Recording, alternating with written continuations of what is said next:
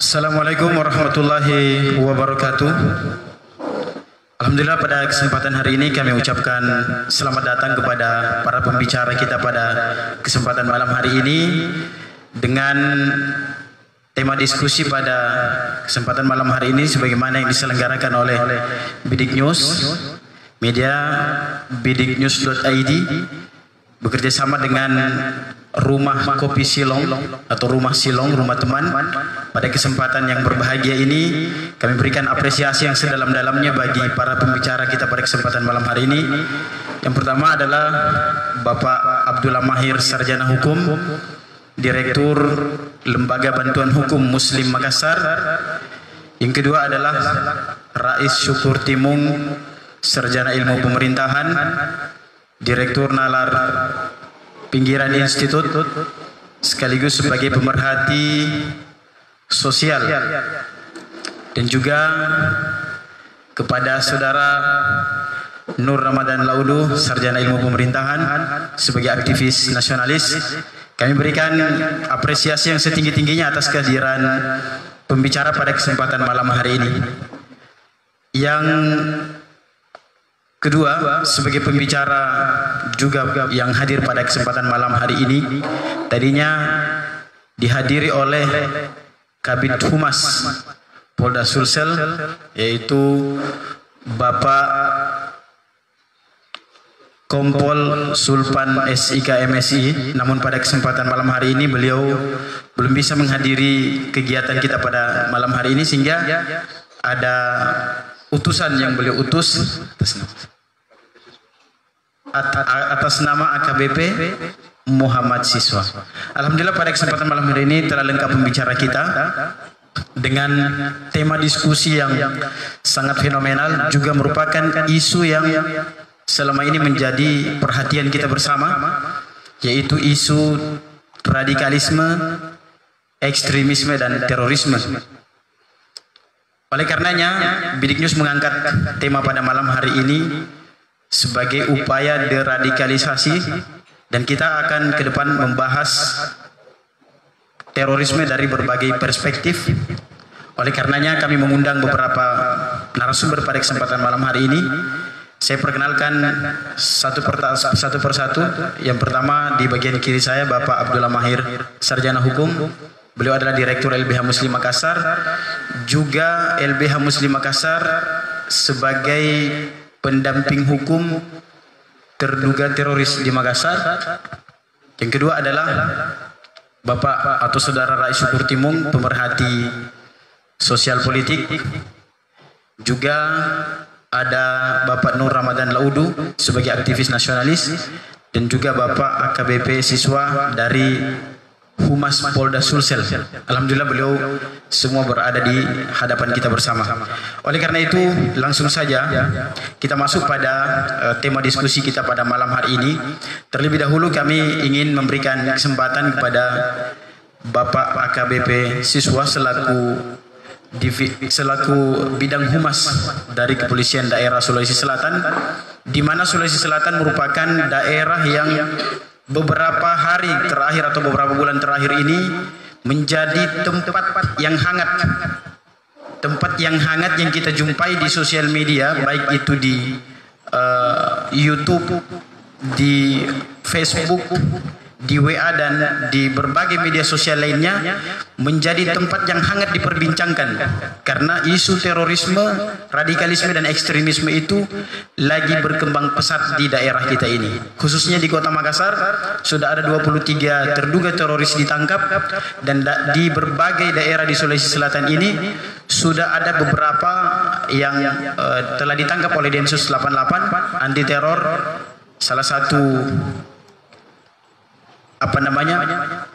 Salah satu bagian yang dibentuk oleh kepolisian untuk menangani permasalahan terorisme.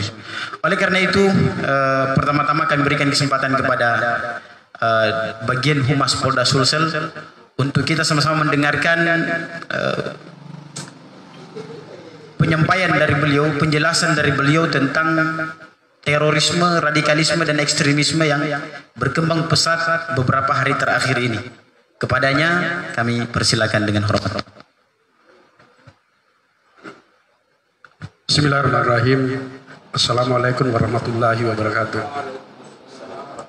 Selamat malam, salam sejahtera untuk kita sekalian.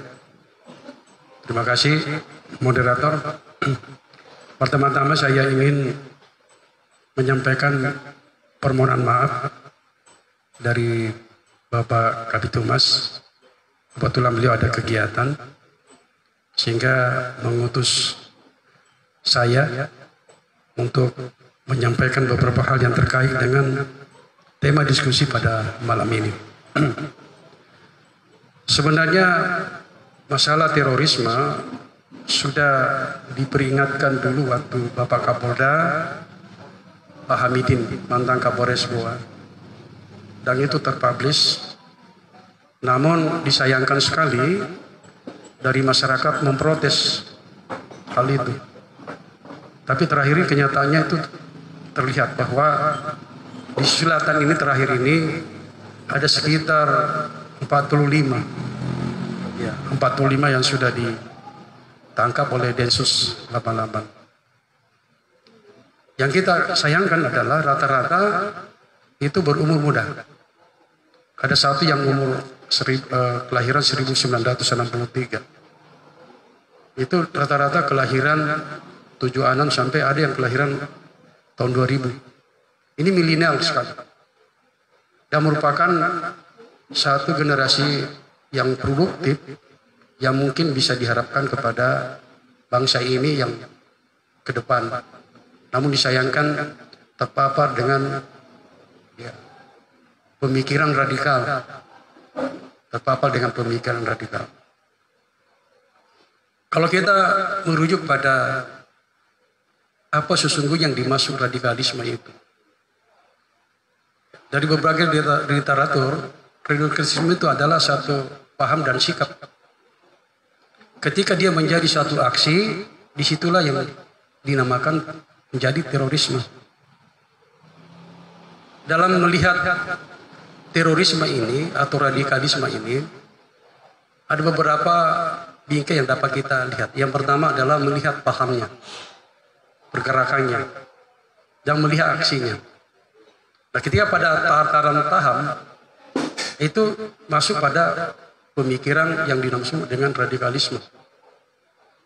Nah, ketika sudah beraksi itu sudah masuk pada pemikiran terorisme. Rekan-rekan sekalian, dari sekian banyak literatur ada beranggapan bahwa terorisme itu disebabkan karena kemiskinan dan ketidakadilan oleh pemerintah terhadap distribusi ekonomi. Kalau kita lihat bahwa beberapa pentolan-pentolan daripada terorisme itu seperti Osama bin Laden, The Baghdadi dari ISIS itu, ini bisa terbantahkan bahwa mereka itu bukan orang-orang yang terpinggirkan, bahkan mereka adalah orang-orang yang intelektual yang punya modal. Oleh karena itu ada pemikiran yang saya kagumi, yaitu Pak Hanja Saputra itu melihat bahwa terorisme itu diakibatkan karena adanya pemahaman yang tumbuh di dalam diri seseorang itu yang ingin memberontak. Bahkan pada tahap tertentu secara psikologi ini disebut dengan istilah superhero. Ya, dengan istilah superhero. Atau bisa juga dikatakan dia adalah sesuatu yang bergejolak dalam dirinya, ingin melakukan suatu perubahan, ingin membantu terhadap hal-hal yang adalah sesuatu yang tidak adil. Oleh karenanya tumbuhnya daripada paham-paham radikal, paham-paham teroris pada setiap yang terlibat itu banyak melihat dari sisi ini, ya, dari sisi yang disebut dengan delusi superhero. Ya, delusi superhero ini adalah satu aktivitas yang ingin mereka berpartisipasi dan tidak memikirkan dirinya sendiri. Ada juga mengatakan bahwa karena mereka salah penerimaan di dalam ajaran-ajaran agama, nanti akan ditambahkan oleh teman-teman yang lainnya. Nah, itu rekan-rekan sekalian pemikiran-pemikiran yang berkembang. Nah, bagaimana cara-cara menghadapi persoalan ini untuk dalam rangka pencegahan? Yang ada di dalam Undang-Undang tentang Terorisme, Undang-Undang Nomor 5 tahun 2003 itu tidak hanya pada penindakan, akan tetapi juga berbicara tentang pencegahan. Dan pada tataran pencegahan yang dilaksanakan oleh pihak kepolisian maupun BPT itu ada upaya-upaya intelijen yang proaktif untuk memantau perkembangan situasi masyarakat. Apakah di suatu daerah itu tumbuh subur pemikiran seperti itu? Nah, itu kita analisa dan evaluasi. Yang kedua, kita melakukan kontraradikalis. Ya, dalam setiap untuk membenahi bagaimana masyarakat ini tidak terpapar dengan paham-paham itu. Yang paling populer adalah adanya kegiatan deradikalisasi. Nah, yang paling utama adalah bagaimana peran serta masyarakat. Nah, tingkat kepedulian ini yang sangat tidak tumbuh di masyarakat ini. Dulu ada ada kewajiban oleh setiap RT 1 kali 24 jam, bahkan ada 2 kali 24 jam. Setiap orang yang masuk itu harus terlapor. Nah, ini tidak berjalan. Nah, orang-orang yang sudah terpapar itu yang orang tidak bisa bergaul, mereka siapa? Sesungguhnya kita sudah komitmen kebangsaan kita, ada 4 pilar yang kita harus jaga, dan itu merupakan seharga mati. Yang pertama adalah Pancasila, Undang-Undang Dasar 45, Bhinneka Tunggal Ika, ya, itu harga mati yang harus kita pertahankan. Nah, di sisi lain, ada anak bangsa yang berpikir, ya, ingin mengganti daripada dasar negara ini, yang mungkin dianggap tidak mewadahi dalam pemikiran mereka. Ya, padahal kita ini adalah masyarakat yang heterogen, di mana tumbuh berbagai bangsa dan suku dan sebagainya dan budaya. Nah, ini tidak bisa pemikiran-pemikiran yang radikal, teroris tumbuh di Indonesia dengan adanya tadi 4 pilar kebangsaan ini. Saya kira demikian, Pak, untuk sementara. Terima kasih. Terima kasih, itulah paparan dari Humas bagian bidang Humas Polda Sulsel mengenai jalannya aksi-aksi terorisme, bahkan sedikit menyentil soal sejarah dari Timur Tengah, bahkan sempat menyebut Osama bin Laden dan sebagainya. Yang kedua, kita beralih pada pembicara yang kedua, yaitu dari aktivis nasionalis yang dalam hal ini akan dibawakan oleh Bapak Nur Ramadan Laudu, yang juga mengupas tentang sejarah lebih dalam lagi, karena kita melihat tulisan-tulisan beliau tentang gerakan-gerakan terorisme, gerakan-gerakan radikalisme dan ekstremisme di negeri ini. Ya, oleh karenanya pada kesempatan ini beliau bisa memberikan wejangan penjelasan kepada kita terkait dengan gerakan-gerakan teroris yang akhir-akhir ini menjadi momok di tengah-tengah masyarakat. Oleh karenanya kepada Bapak Nur Ramadan Laudu kami persilakan. A'udzubillahi minasyaitonirrajim. Bismillahirrahmanirrahim. Assalamualaikum warahmatullahi wabarakatuh. Alhamdulillahirabbil alamin. Salatu wassalamu ala Rasulillah wa ala alihi washabbihi ajmain. Amma ba'd. Terima kasih kepada teman-teman Bidik News yang telah mengundang kami untuk hadir berdiskusi dengan teman-teman di sini berkenaan dengan ekstremisme dan terorisme. Dan juga yang saya hormati para narasumber yang telah hadir untuk berbincang tentang tema yang sangat luar biasa ini.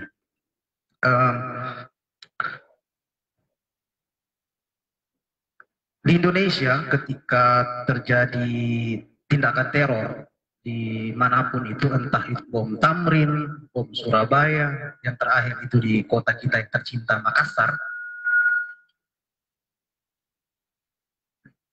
dari berbagai pihak tokoh-tokoh kita membuat mengeluarkan ultimatum atau kebijakan atau pengarahan bahwa tindakan terorisme itu bukan tindakan agama, bukan ajaran agama. Semua agama mengajarkan kebaikan, semua agama mengajarkan kasih sayang, dan seterusnya.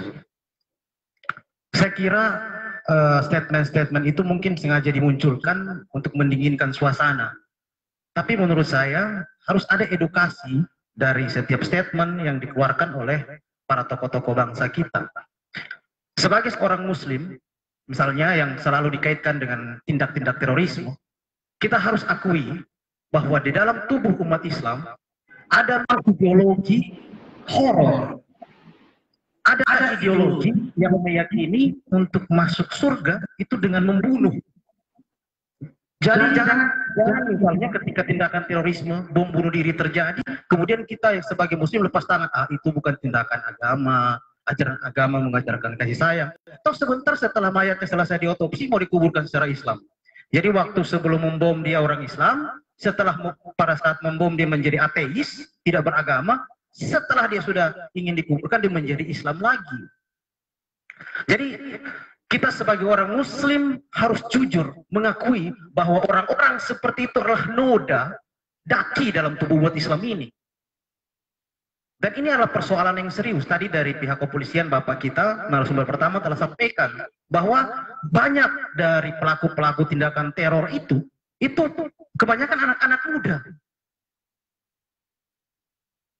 Apa yang menyebabkan hal-hal seperti itu terjadi? Pertama yang saya ingin sampaikan bahwa ada fakta bahwa di dalam umat Islam ada memang kelompok yang memiliki cara berpikir seperti itu, yang ingin masuk surga dengan membunuh.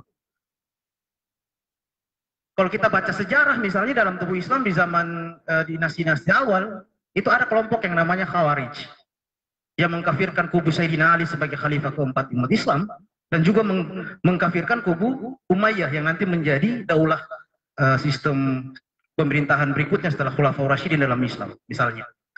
Khawarij ini kemudian mengkafirkan kubunya Sayyidina Ali, kemudian mengkafirkan juga kubunya dinasti Umayyah dengan menghalalkan darahnya, menganggap bahwa mereka yang paling benar, Sayyidina Ali dan pengikutnya itu kafir, Muawiyah dan pengikutnya itu juga kafir.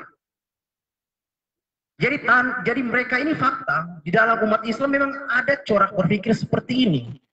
Namun memang ada opini yang dimunculkan, seolah misalnya terorisme dengan agama, kita mengaitkan radikalisme dengan Islam, ada orang yang mengatakan Islam bukan radikal, Islam bukan terorer. Pasti kita semua meyakini agama Islam bukan terorer, bukan teroris, agama Islam bukan radikal misalnya, bukan radikalis.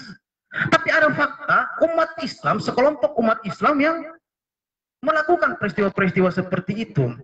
Makanya tema yang diangkat oleh teman-teman dari Bidik News ini sangat keren. Menyingkap ekstremisme dan terorisme di tubuh penganut agama. Jadi Bidik News ini mengakui memang ada ekstremisme dan terorisme di tubuh penganut agama. Jadi kalau agama itu laksana tubuh mereka itu daki-daki itu. Mereka itu adalah malu-malu kita. Mereka itu aib-aib umat Islam yang harus dibersihkan. Nah, untuk membersihkan aib-aib kita, untuk membersihkan kelompok-kelompok seperti ini tanpa menafikan bahwa di agama yang lain juga ada yang ekstrim, ada yang radikal. Saya mempelajari kajian agama-agama dan memang hampir di semua aliran agama ada kelompok-kelompok ekstremis seperti ini. Di Yahudi ada Kabbalah, Iluminasi. Di Buddha kemarin misalnya di etnis Rohingya. Begitu. Di Kristen misalnya yang lagi viral ada pendeta satu yang Kristennya itu bukan Protestan, bukan Katolik, yang dilapor oleh orang pencemaran nama baik di Jerman itu. Dia juga salah satu kelompok dalam Kristen yang ekstrim. Jadi ekstremisme, radikalisme itu ada hampir merata di semua agama. Seperti itu. Nah, apa yang menyebabkan seseorang menjadi radikal? Apa yang menyebabkan seorang menjadi fundamentalisme atau menjadi ekstremisme dalam beragama sampai melakukan tindakan teror? Kalau kata Pak Quraisy Shihab, kalau kata Quraisy Shihab ahli tafsir itu, dia mengatakan satu aja penyebabnya, yakni kebodohan. Tapi kebodohan itu sangat universal. Kebodohan itu sangat sangat konseptual. Kita harus turunkan ke ranah yang lebih jelas. Apa ciri-ciri seorang menjadi radikalis? Ciri-ciri itu pertama adalah penolakan penggunaan akal dalam beragama. Ini saya serius. Ketika seorang sudah berupaya untuk mematikan akal dan logika dalam agama, dia menjadi seorang tekstualis. Dia menjadi seorang tekstualis. Apa sedikit dalilnya mana? Apa sedikit dalilnya mana? Ketika ada umat Islam lain yang merayakan atau menghidupkan sebuah amalia-amalia, dituduh bid'ah, dituduh syirik, disuruh musyrik, dituduh kafir, halal darahnya, dia bunuh misalnya begitu. Itu ada fenomena seperti itu. Namun di sini saya sedikit membuat beberapa gambaran. Saya sempat menulis tadi sebagian. Kita harus mengerti pola gerakan kaum takfiri ini. Polanya itu sangat jelas. Jadi pola mereka itu, pertama mereka menyebut kelompok di luar mereka. Mereka menyebut pola kelompok di luar mereka ini sebagai jahiliyah tsani. Ini harus dipahami. Jahiliyah tsani itu jahiliyah jilid tua, jahiliyah kedua. Ada jahiliyah awal. Yang mana jahiliyah awal itu jahiliyah di dalam di zaman Nabi Muhammad. Itu jahiliyah awal yang Nabi bahas. Nah sekarang kelompok yang tidak seperti mereka menamai kita-kita yang menuduh mereka sebagai teroris, menuduh mereka sebagai radikalis, sebagai kelompok jahiliyah tsani.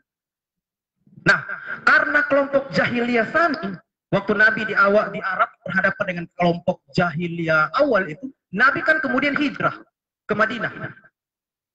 Nah, karena itu ketika mereka menganggap kita sebagai jahiliyah tsani, apa yang harus dilakukan? Harus mengikuti Nabi, harus hijrah. Makanya kita dengar ada fenomena-fenomena hijrah. Hati-hati. Fenomena hijrah itu bukan hanya seperti yang kita anggap berubah pakaian yang tadinya tertutup, terbuka menjadi tertutup. Yang tadinya malah sholat menjadi rajin sholat. Bukan. Fenomena hijrah ini sebuah pola yang dipakai oleh mereka. Setelah kita dituduh sebagai seorang yang kelompok yang jahiliyah tsani, jahiliyah jilid tua, ya mereka kemudian untuk menghadapi kaum jahiliyah itu mereka harus hijrah. Hijrah itu kemana? Misalnya yang paling jelas kemarin adalah ISIS itu. ISIS telah mendeklarasikan diri sebagai negara Islam di Suriah dan Irak. Jadi semua orang Muslim itu harus hijrah ke sana, mendukung kepemimpinan Islam. Seperti Nabi hijrah dari Mekah ke Madinah meninggalkan kaum jahiliyah. Jadi hijrah itu bukan perubahan pakaian, tapi harus ke sana. Jadi kemarin di Indonesia kan kalau nggak salah Pak polisi itu sampai ribuan orang dari Indonesia yang ke ISIS pergi berjihad. Disebut hijrah mereka itu. Terus hijrah itu kan ada tempat menuju dan ada tempat yang dituju. Dan tidak semua yang dituju itu misalnya Irak atau Suriah, mereka ke sana. Ada kan yang nggak ke sana, ada yang tetap di Indonesia. Apa yang mereka lakukan di sini? Mereka juga punya peran. Apa perannya? Perannya itu ya bom bunuh diri itu. Bom bunuh diri itu mereka sebut, ini istilah yang ini juga saya dapat dalam kajian saya dengan BNPT waktu di Jakarta. Mereka sebut sebagai pemboman yang terjadi di mana-mana itu sebagai proses kelahiran bayi khalifah.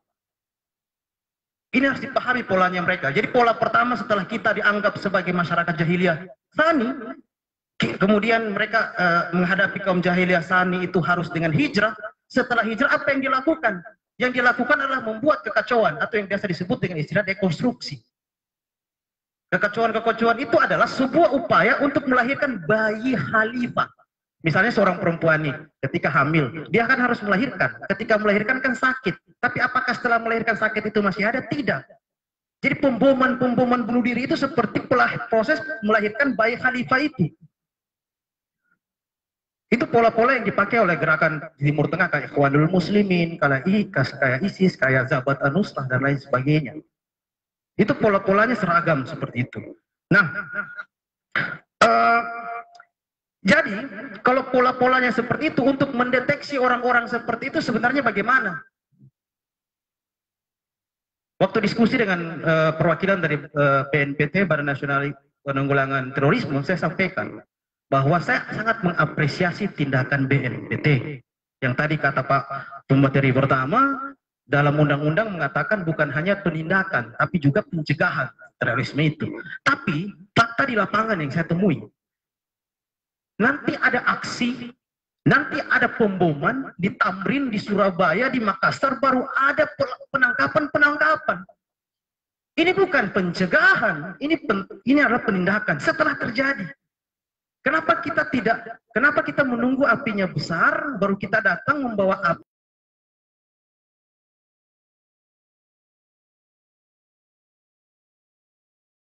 api itu tidak membakar apapun. Jadi yang membuat seorang menjadi teror itu selain yang saya sampaikan radikalis itu, selain yang saya sampaikan tadi,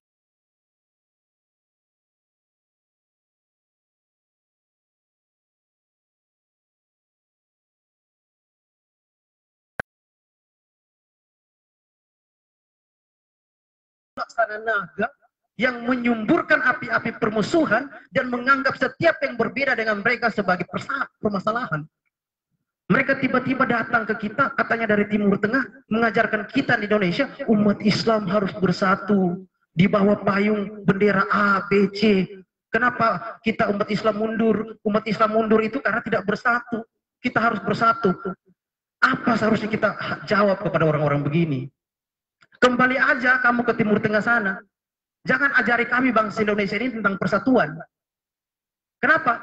Karena di Arab sana, satu agama, satu daratan, satu bahasa, tapi terpecah menjadi banyak negara.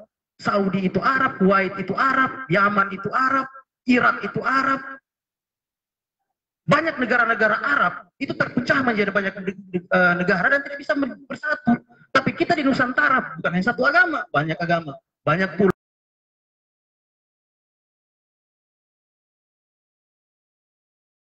Persatuan hanya karena kau dari Timur Tengah. Kembali kau di Timur Tengah sana, ajari mereka di sana untuk bersatu, jangan ajari kita. Seharusnya begitu.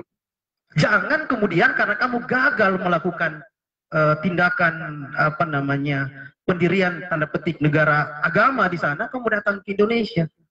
Ulama-ulama kita sudah selesai dengan Pancasila.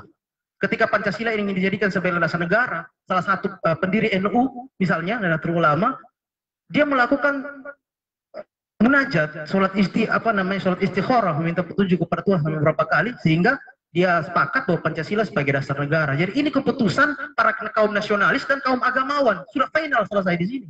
Sebelum datang para perusak-perusak dan daki-daki umat Islam itu. Saya agak jengkel karena mereka ini hari ini mungkin hanya membid'ahkan amaliyah kita. Mereka hanya mensyirikkan dan mengkafirkan kita. Besok rumah kita itu akan dibakar, akan dibom. Maka yang seharusnya dilakukan adalah bukan pencegahan yang harus dilakukan, bukan hanya kepolisian memang. Tidak bisa. Tapi memang harus bersinergi kepolisian, para ulama, Kementerian Agama, Kementerian Pendidikan. Kemarin setelah diskusi dengan BNPT dan ada perwakilan dari ulama yang juga saya undang, kita membuat satu kesepakatan, yaitu melakukan upaya sosialisasi deradikalisasi di seluruh SMA Indonesia. Saya diminta sebagai pelaksana kegiatan tersebut. Hanya sayang corona, sehingga kegiatan itu kurang berjalan. Oke, secara nasional mungkin ini tidak berjalan. Mungkin dari kepolisian Polda Sulawesi Selatan bisa jalankan itu, minimal di sekolah-sekolah kita di Sulawesi Selatan. Karena perlu Anda ketahui, kelompok-kelompok radikalis seperti ini masuk di dunia SMA. Sampai di dunia SMA. Jadi ketika dia masuk di kampus, ada yang tampung dia di kampus. Jadi kemudian melakukan bom-bom dan seterusnya itu. Nah, seperti itu. Nah, jadi yang saya sampaikan berikutnya adalah bahwa terorisme itu fakta, objektif, dan memang ada orang yang beragamanya seperti itu dan banyak yang bertobat. Banyak yang bertobat. Kita lihat beberapa pelaku teror itu bertobat. Walaupun banyak juga yang bersyukur. Bersyukur setelah melakukan teror karena dia menganggap akan masuk surga. Padahal kalau kita lihat memang ada falasi, ada sesat pikir kepada mereka itu. Sebagai orang Islam seharusnya kan kita meyakini bahwa tujuan para nabi diutus itu untuk memasukkan sebanyak mungkin umat Islam itu atau manusia itu ke dalam surga. Sedangkan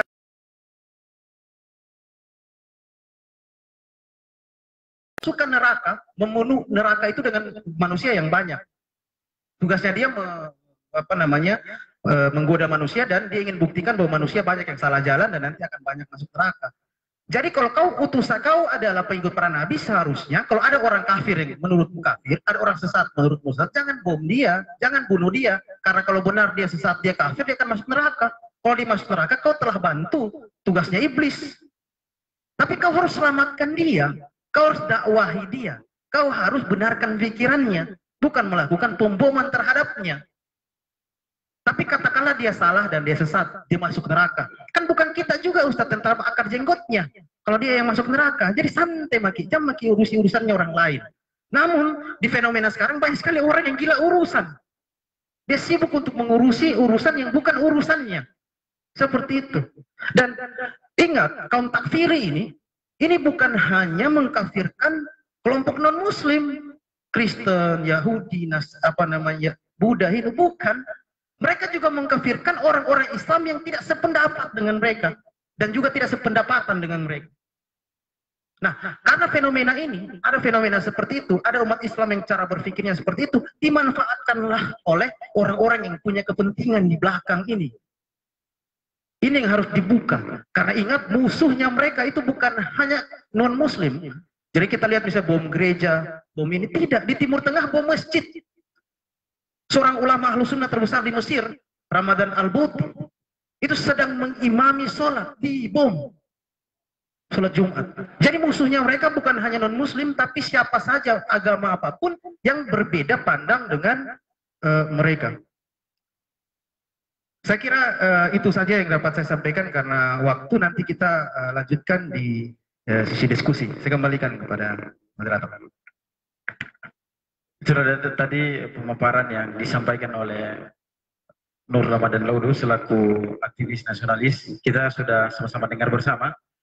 Namun pada tema kali ini menyingkap ekstremisme, terorisme di tubuh penganut agama, ancaman dan upaya radikalisasi ini, kami ingin ke Direktur LBH Muslim Makassar terkait dengan tema ini, tanggapan beliau, dan ada beberapa terduga teroris yang ditangkap di Kota Makassar yang didampingi oleh lembaga bantuan hukum, dan mungkin bisa kita dengarkan bersama versi atau pendapat yang kemudian keluar dari orang-orang yang sudah didampingi oleh beliau dan teman-teman di lembaga bantuan hukum. Oleh karena itu mohon kepada Bapak Abdullah Mahir untuk bisa menjelaskan hal ini. Bismillahirrahmanirrahim. Assalamualaikum warahmatullahi wabarakatuh. Pertama-tama saya mohon maaf karena suara saya kurang bagus. Innal hamdalillah nahmaduhu wa nasta'inu wa nastaghfiruh wa na'udzu billahi min shururi anfusina wa min sayyiati a'malina. Asyhadu an la ilaha illallah wa asyhadu anna Muhammadan abduhu wa rasuluhu, amma ba'd. Alhamdulillah, pertama-tama saya mengucapkan terima kasih banyak kepada panitia pelaksana, dalam hal ini Bidik News, atas kepercayaannya menunjuk kami sebagai salah satu pemateri. Yang kedua, kami juga berikan salam hormat kepada Bapak yang mewakili Pak Humas dan kepada pembicara kedua dan ketiga.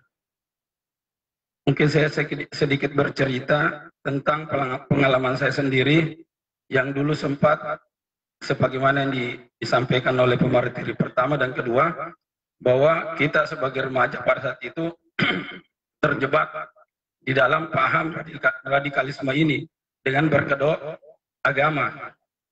Jadi pada saat itu kira-kira sekitar tahun 96, karena saya di Jakarta SMA kelas 1, itu sering mengikuti pengajian-pengajian yang bertemakan jihad. Sehingga kita sebagai remaja yang belum pernah, yang belum memiliki saringan, itu percaya saja di doktrin bahwa kalau kita melakukan kekerasan itu ya kita masuk surga, karena kita ini di atas jalan agama. Itu berlanjut sampai kira-kira ya kelas 2 SMA, alhamdulillah pindah ke Makassar, masuk ke pesantren. Akhirnya paham itu hilang. Kenapa? Karena di pesantren itu diajari seperti Islam, sebagaimana Islam itu rahmatan lil alamin, bahwa Islam itu jangankan membunuh orang, membunuh kucing saja masuk neraka.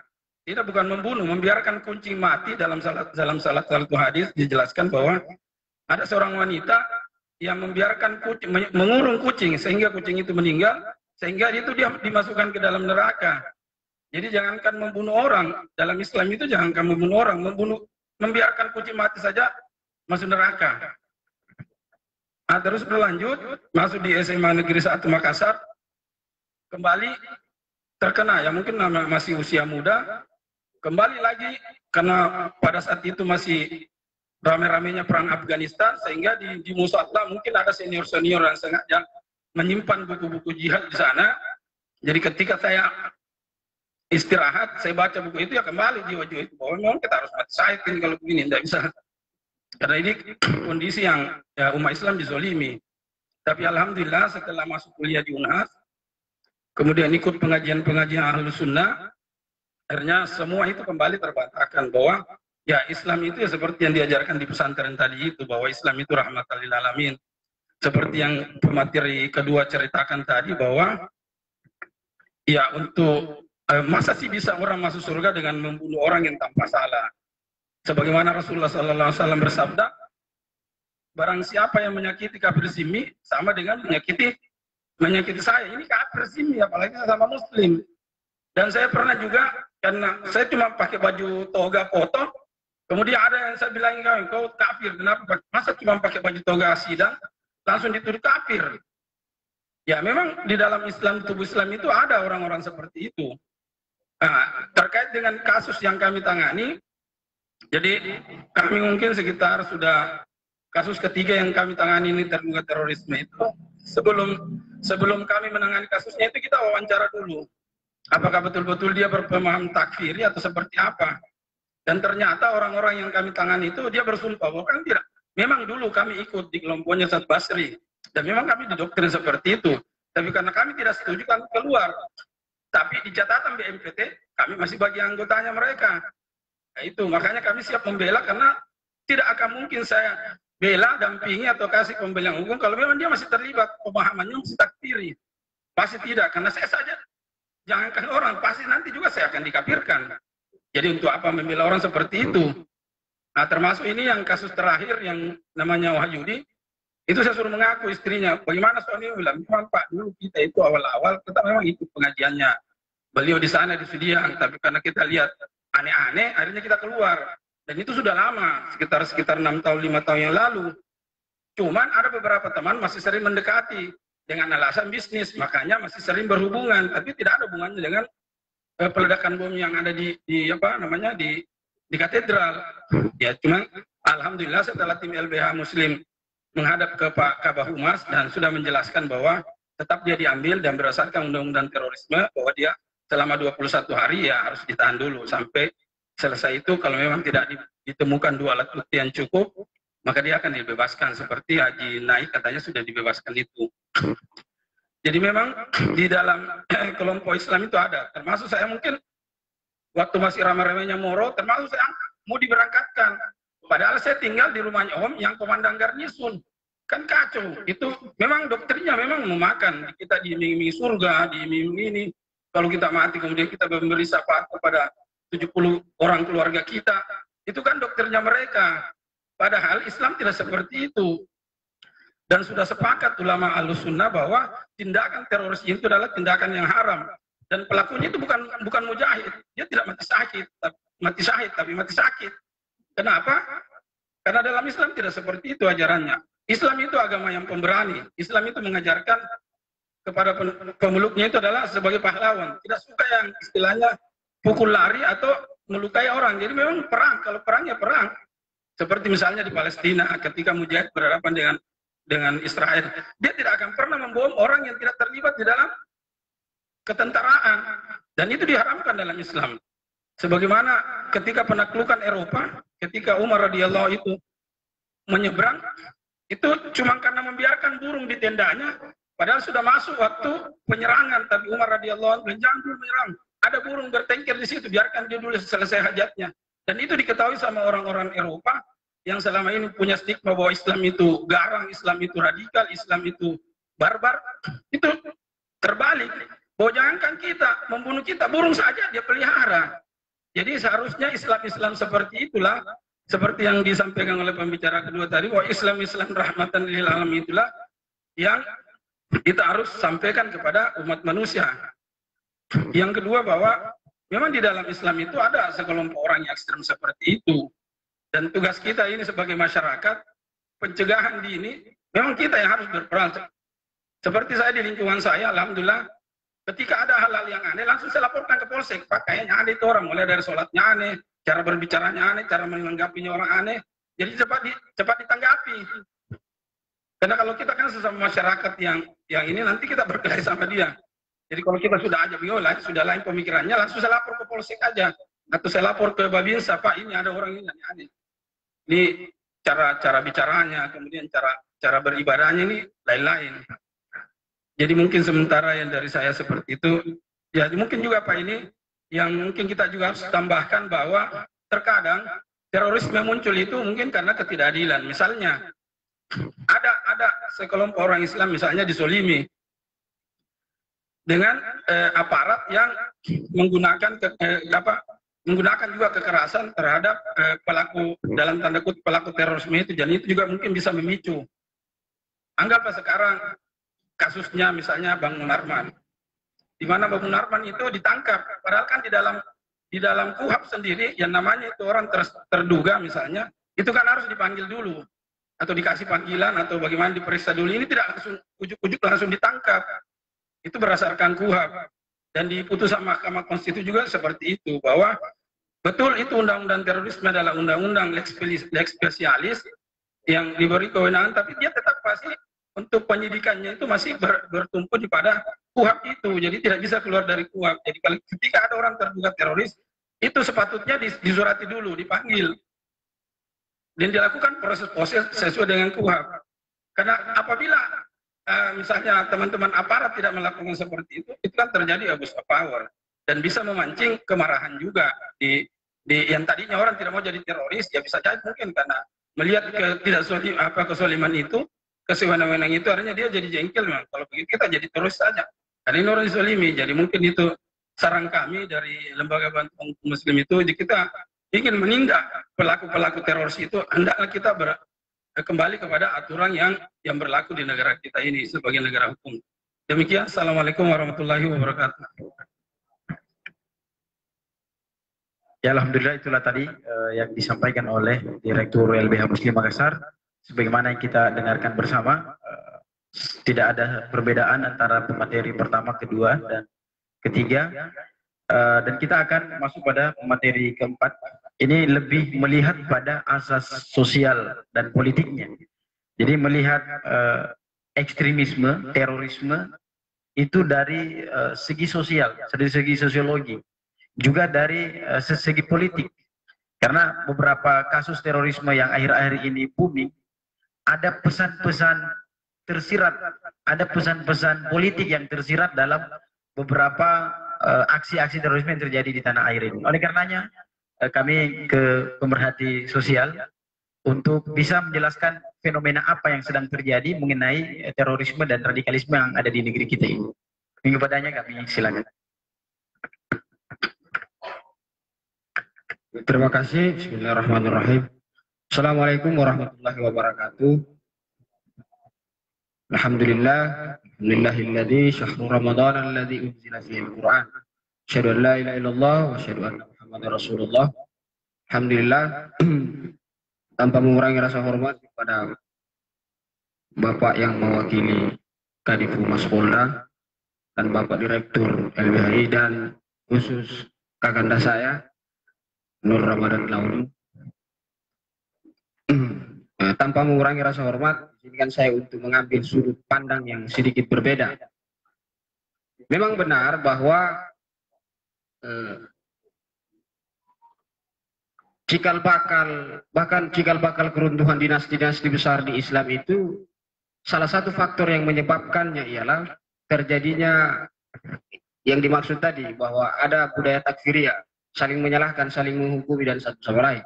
Itu salah satu faktor, yang faktornya adalah faktor internal, karena sebelum faktor eksternal ini ya, faktor internal ini adalah kerapuhan antara kekerabatan umat di dalam.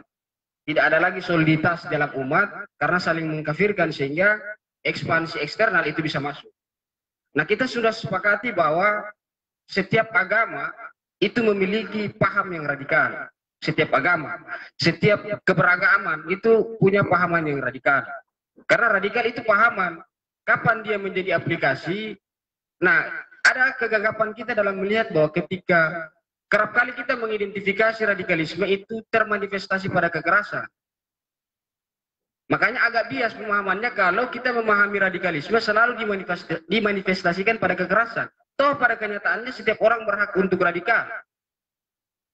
Misalnya kan begini, di antara semua yang cantik kan ternyata kita hanya menjatuhkan pilihan pada satu orang yang cantik. Itu kan radikal.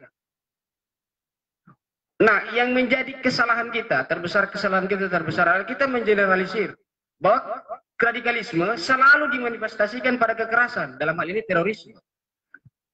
Nah, masalah yang paling sering kali terjadi adalah ya umat Islam sering kali menjadi korban. Radikalisme selalu dipaksa lekatkan kepada umat Islam. Sementara kenyataannya setiap pahaman keagamaan punya ruang untuk radikal. Nah, kenapa kita tidak mengarahkan bahwa ternyata ini perilaku orangnya, perilaku orang yang beragama Islam, kan begitu? Perilaku orang yang beragama Islam, tetapi yang menyebar, yang merebak di mana-mana adalah Islam. Nah, saya tidak meyakini itu. Bagaimana mungkin seorang Rasulullah yang menyatukan kaum Aus dan kaum Asrat di Madinah itu bisa berbuat seperti itu? Bagaimana mungkin Rasulullah yang bisa menjadikan kaum Muhajirin dan Ansor itu bersatu, bisa melegalkan hal seperti itu? Nah, makanya saya bilang, radikal itu memang mungkin ada sampai kiamat, radikalisme. Karena itu langgam keagamaan orang untuk soleh terhadap dirinya sendiri. Ya, orang berhak radikal dalam beragama kan? Yang salah kalau diaplikasikan menjadi kekerasan. Nah, berarti ada akar yang harus kita cari tahu sebelum dia teraplikasi menjadi ekstremis.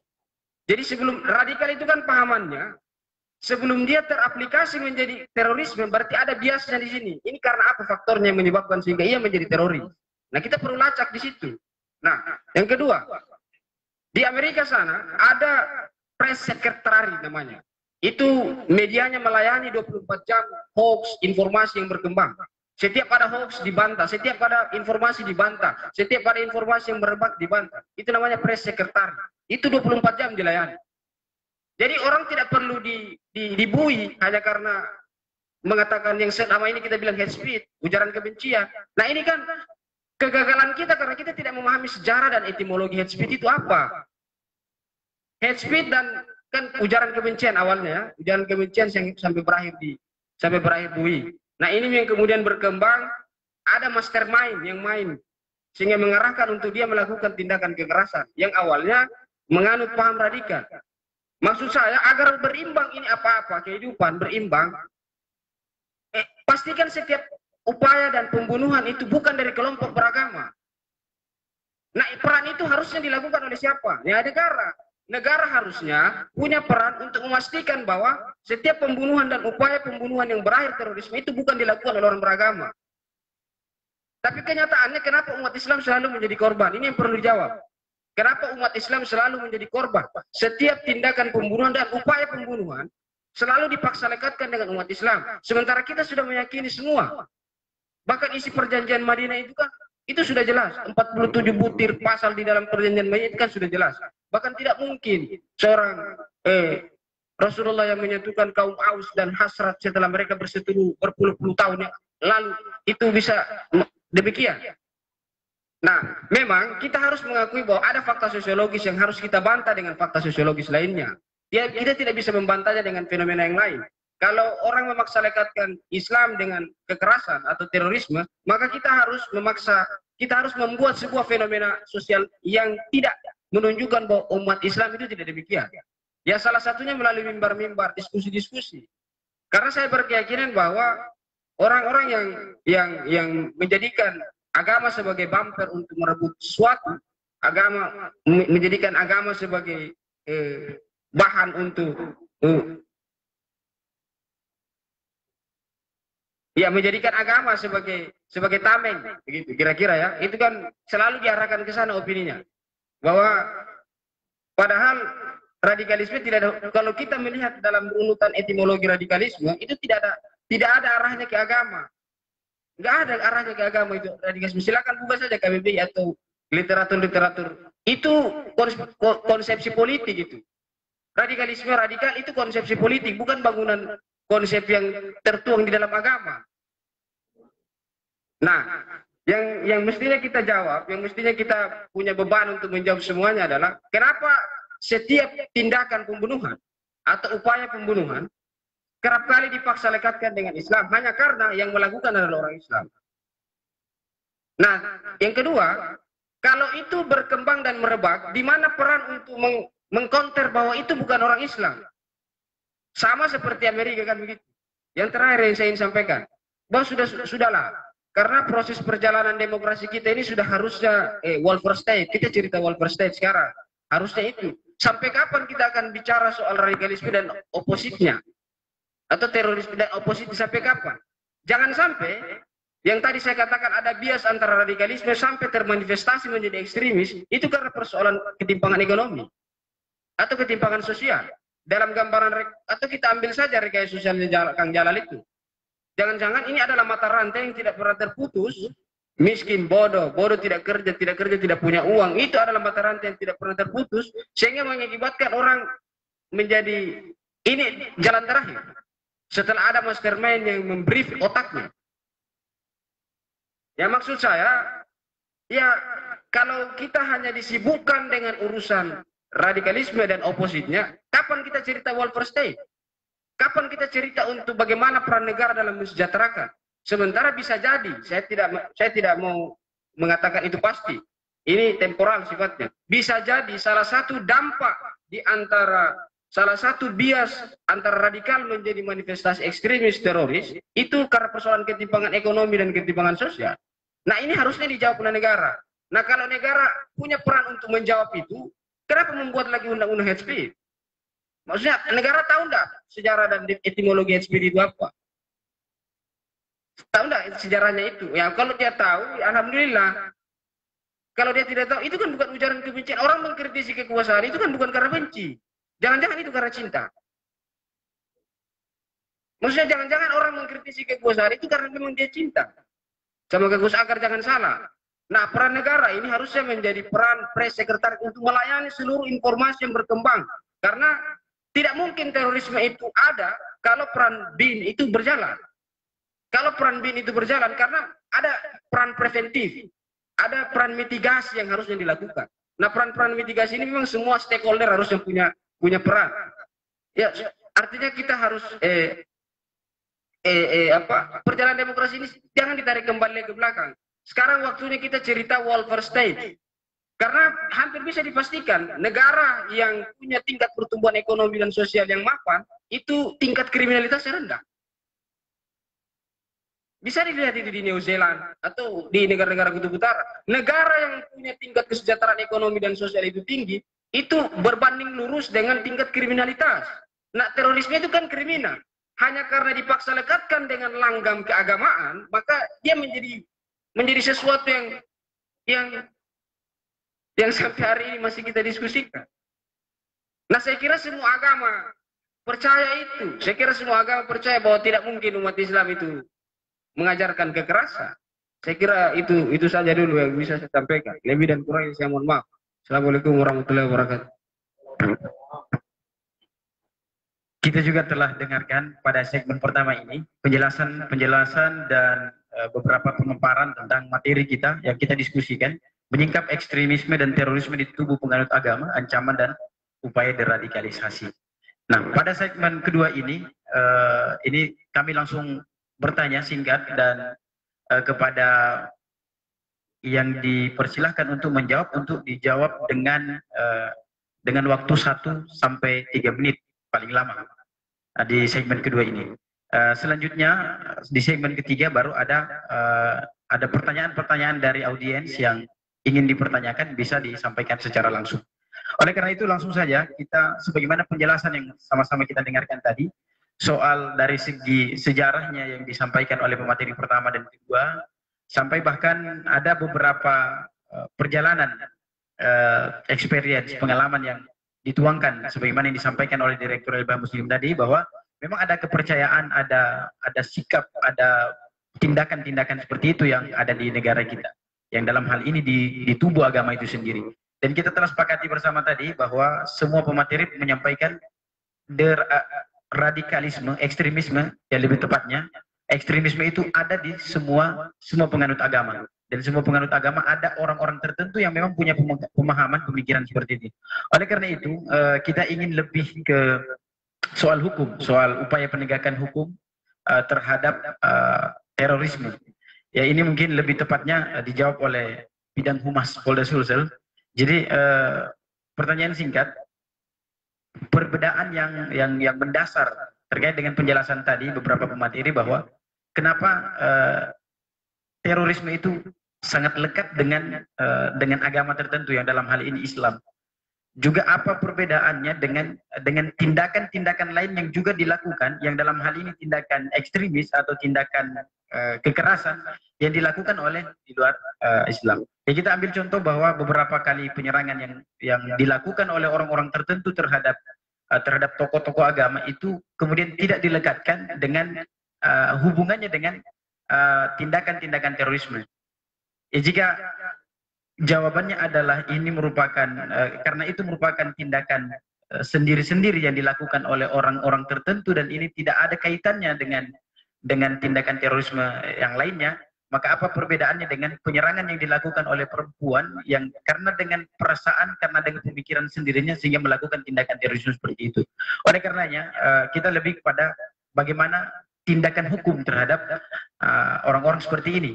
Dan apa indikator orang itu disebut sebagai teroris, indikator-indikatornya, dan bagaimana pendekatan hukum terhadap orang-orang seperti ini. Mungkin lebih tepatnya ke bagian humas. Terima kasih. Saya merujuk kepada definisi dulu di Undang-Undang Nomor 15 Tahun 2003 tentang pemberantasan tindak pidana terorisme. Ya. Pasal 1 itu dijelaskan bahwa yang dimaksud terorisme itu adalah perbuatan melawan hukum yang dilakukan secara sistematis dengan maksud untuk menghancurkan kedaulatan bangsa dan negara dengan membahayakan kedaulatan bangsa dan negara yang dilakukan dengan menggunakan kekerasan atau ancaman kekerasan, menimbulkan suasana teror, ya, atau rasa takut terhadap orang secara meluas, atau menemukan korban bersifat massal dengan cara merampas kemerdekaan atau hilangnya nyawa atau harta benda orang lain, atau mengakibatkan kerusakan atau kehancuran terhadap objek vital atau yang strategis atau lingkungan hidup atau fasilitas publik atau fasilitas internasional. Nah, kalau kita melihat kasus kemarin di katedral itu, ini sudah masuk kategori ini. Jadi ada sesuatu yang bersifat teror. Nah, kalau kita mau memahami secara mendalam apa yang dimaksud dengan terorisme, ada dua. Yang pertama dilihat dari segi paham. Satu paham tadi yang timbul itu adalah ada ekstremisme meningkat menjadi radikalisme. Ya, radikalisme itu sudah paham dan sikap, ya. Tadi dinyatakan bahwa di kelompok-kelompok beragama itu ada. Nah, sekarang kalau kita melihat bahwa ada kelompok-kelompok seperti JAD dan sebagainya, ya, itu mungkin timbul karena ada pengaruh politik global yang diterapkan oleh negara superpower, yang dimana meletakkan politik ganda di titik khususnya, terutama Timur Tengah, yang menimbulkan bibit-bibit terorisme di mana-mana, sampai timbul aliran-aliran seperti JAD melakukan perlawanan. Nah, dari situ kita melihat bahwa ternyata pergerakan ini tidak berakhir di situ, melawan sesuatu yang bersifat internasional, tapi juga melakukan suatu kegiatan-kegiatan di dalam negeri di mana merupakan orang-orang yang tidak bersalah. Ya, oleh karena itu, saudara sekalian, yang perlu kita ketahui bahwa kelompok-kelompok ini ada, dan kita sudah yakini bahwa ada. Bahkan tadi kalau ada pemikiran secara Islam itu kan rahmatan lil alamin, Bahkan tadi beliau itu merupakan daki di dalam Islam ini. Ya. Nah, persoalannya sekarang yang menjadi pertanyaan seperti tadi beliau, seperti penerapan di dalam rangka penindakan itu. Ya, seperti tadi saya ikuti diskusi terakhir oleh Ketua Harian Kompolnas itu, kenapa Munarman itu ditangkap? Tadi kan sosialis ya, undang-undang ini sosialis ya. Dari pemikiran-pemikirannya ada oleh kalau Munarman diberikan panggilan, perlu tahu bahwa Munarman itu siapa dan latar belakangnya bagaimana. Dia seorang intelektual dan seorang pengacara, ya, dan dia aktivis, ya aktivis. Dan kalau diberikan panggilan sebelum dilakukan penangkapan untuk pemeriksaan, ya, pasti itu melakukan satu upaya-upaya membentuk opini publik. Itu tadi disampaikan oleh Pak dan saya sepaham dengan itu. Tetapi saya tidak tahu secara mendalam bagaimana pertimbangannya oleh Densus 88. Yang pasti bahwa seseorang ditangkap itu harus ada 2 alat bukti yang cukup. Dan pasti Densus sudah mengidentifikasi ini karena sudah mempertimbangkan bagaimana asas-asas hukum kalau ini tidak dilakukan. Ya, dan tentunya dia akan berhadapan dengan persoalan-persoalan hukum lainnya yang mungkin bisa menggugurkan tindakan itu dan juga bisa berhadapan dengan persoalan hak asasi manusia. Tapi saya kira sudah dipikirkan semuanya dan sudah dipertimbangkan. Apalagi kasus ini sudah digelar dan sudah diputuskan bahwa dia ada tersangka. Kenapa dia tersangka? Tadi dia sudah melakukan kegiatan-kegiatan berat dan itu diakui oleh yang ditangkap terakhir di Polda Sulsel itu. Bahwa dia dibayar oleh Pak Munarman ketika datang berkunjung di Makassar itu. Nah, oleh karena itu barang-barang bukti pun ditemukan ada beberapa buku yang ada di situ yang bersifat radikal ya, buku itu yang radikal dan bentuk dan sebagainya. Nah, oleh karena rekan-rekan sekalian, tadi menjawab pertanyaan apa tadi terkait dengan tindakan hukum yang indikator apa yang tadi saya sudah jelaskan tadi di definisi tadi ini. Jadi dia melakukan mengancam jiwa orang, kata, benda, dan dia meneror. Ya. Nah, kalau persoalannya bahwa kenapa ketika itu hanya timbul ditangkap dan sebagainya, itu persoalan-persoalan yang bermain adalah bagaimana intelijen kita bermain dan bagaimana peralatan-peralatan kita menyadap semua pembicaraan-pembicaraan yang tidak bisa dipakai. Dan kedua, apa yang disampaikan oleh beliau, bahwa mereka adalah sudah terputus, tapi kenyataannya nggak ada beberapa barang bukti yang kita ketemukan dan kegiatan-kegiatan yang mereka lakukan, seperti yang ditangkap di mana ini di perumahan Villa Mutiara itu rutin mereka latihan untuk nembak dan sebagainya. Yang dilakukan sama dengan apa yang dilakukan oleh militer. Sama dia mereka boleh katakan dia adalah paramiliter yang mempersiapkan untuk melakukan perang. Ya. Cuma ini kan tidak terpakai. Yang tahu kami juga tidak tahu, tapi yang tahu adalah Densus 88 karena termonitor semua pembicaraan-pembicaraan mereka di lapangan itu sudah terpantau. Kami juga tidak tahu. Densus tiba-tiba datang menangkap di sini, di sana, di sini. Nanti tangkap kalau kita publish, oh ini orangnya dari Densus yang sudah laporkan kepada kita orang-orang. Nah, yang saya katakan tadi, yang paling kita sayangkan bahwa yang banyak terpapar ini adalah orang-orang milenial. Ada kelahiran 2000, ada kelahiran 84 dan sebagainya. Hanya satu yang 1963 yang semuanya milenial. Ini kasihan ini. Yang saya katakan tadi bahwa di samping yang pandangan saya tadi yang saya sangat ini mungkin hal baru ya oleh Harja Saputra, bahwa setiap orang itu punya delusi superhero. Coba tingkat kadarnya berbeda. Tetapi orang-orang yang terpapar dengan pemahaman radikalisme itu, pemahaman terorisme itu derajatnya sangat tinggi. Ya. Bahkan di tulisannya Pak Harja ini bahwa yang namanya bidadari itu sebenarnya itu hanya terabaikan dengan adanya tadi yang tertanam dalam dirinya bahwa dia adalah superhero yang ingin merubah satu sistem yang dianggap bertentangan dengan paham mereka. Dan itu sangat sangat kental ketika paham itu terakumulasi dengan kebodohan, terakumulasi dengan kondisi sosial, kondisi politik, kondisi ketidakadilan. Sampai muncullah satu puncak berada pada tindakan yang namanya teroris ya.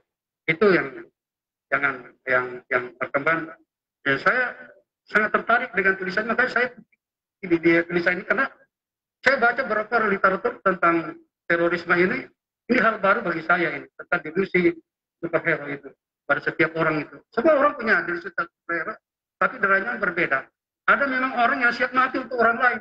Nah, seperti ini, teroris ini, yang menganggap dirinya bahwa dia adalah pahlawan, dia menjadikan pahlawan, dia mau mati syahid dan sebagainya, akibat pemahaman yang bodoh tadi. Ya, saya kira demikian. Terima kasih. Mungkin pertanyaan terakhir dari segmen ini masih di bidang Humas Polda Sulsel soal indikator yang tadi disebutkan, itu kita melihat ada kemiripan, ada kesamaan dengan aksi yang juga dilakukan oleh kelompok-kelompok kriminal lainnya, yang itu juga tidak dilekatkan teroris pada kelompok-kelompok tersebut. Nah, seperti kita saksikan bersama soal kelompok kriminal bersenjata, yang memang punya keinginan yang sama merebut kekuasaan, mau merdeka, kita beberapa statement-statement bahkan membunuh para aparat negara kita. Nah, ini kemudian apa perbedaan mendasar soal itu? Dari segi pemikiran mereka sama bahwa ingin merebut sesuatu karena ada ketidakadilan, karena ada kesenggangan hukum dan sebagainya, karena ada soal persoalan ekonomi yang tidak sama rata dan sebagainya, soal ketidakadilan tadi. Nah, ini kemudian sama tindakannya dengan tindakan teroris dan indikator-indikator yang disampaikan oleh Bapak dari Polda Sulsel tadi. Nah, ini yang kemudian apa perbedaan mendasar soal terorisme dan yang kelompok kriminal lain yang disebut sebagai separatis dan sebagainya. Ini perbedaan mendasarnya apa, sedangkan tindakannya sama. Nah, yang kedua soal lebih berbahaya mana? Apakah tindakan-tindakan seperti itu tindakan teroris yang selama ini ditangkap di bangsa ini? Ya, dalam hal ini yang nyata dan yang kasat oleh kita di bangsa ini adalah soal tadi contoh yang kami sampaikan tadi, bahwa di Papua misalnya ada kelompok kriminal yang sifatnya sama dengan teroris, membunuh aparat bahkan, dan ada korban jiwa yang berjatuhan dan itu banyak. Nah, kemudian ada juga yang ditangkap dengan korban jiwa yang justru sangat minim. Nah, lebih berbahaya mana kedua ini, separatis dan teroris, dan apa perbedaannya sedangkan perilakunya sama? Mungkin itu pertanyaan terakhir di segmen ini, Pak. Terima kasih. Memang ada beberapa perbedaan pendapat terhadap KKB ini. Ya, KKB di mana, di Papua. Nah, kalau di Papua itu bersifat politis ya. Kalau kita merujuk kepada undang-undang terorisme, dia nggak masuk dalam kategori kegiatan-kegiatan yang bersifat tindak pidana, tapi dia politis, ada target yang ingin dicapai dan mereka sudah bersenjata. Kemarin itu ada dialog, seperti Pak mantan Panglima di sini, Pak Agung Gumelar, dia mengidentifikasikan bahwa kelompok di sana itu harusnya dianggap sebagai separatis. Ya, tetapi kita merujuk pada kebijakan negara. Kebijakan negara dia menganggap sebagai KKB. Artinya bahwa kelompok ini bukan separatis, bukan teroris, akan tetapi kelompok kriminal yang dapat sewaktu-waktu ditindak. Kenapa?